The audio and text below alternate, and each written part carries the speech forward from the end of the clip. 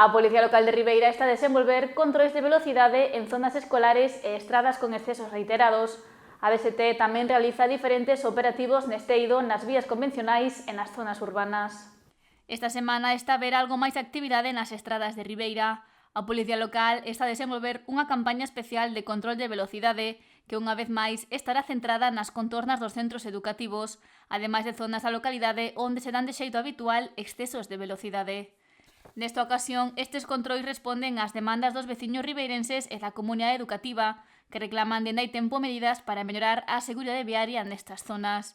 Os axentes están a realizar controis específicos nas contornas dos colexios, institutos e rúas de alta densidade de tráfico para previr accidentes, evitar atropelos e garantir traxectos seguros para a rapazada.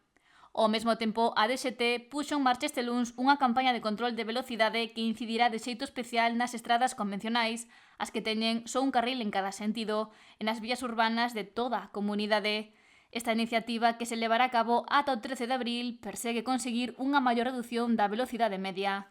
Os controis velarán polo cumprimento dos límites xenéricos e específicos de velocidade en adiantamento e distancias entre vehículos. Neste aspecto, convén lembrar que en marzo de 2022 entrou en vigor a norma que impide aos condutores pasar a velocidade en 20 km/h para adiantar en vías convencionais.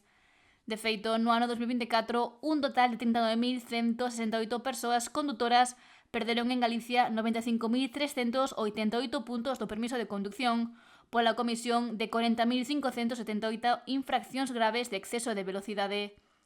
Deste total, 1.267 persoas cometeron as sancións que comportan 6 puntos de extracción, as de maior gravidade.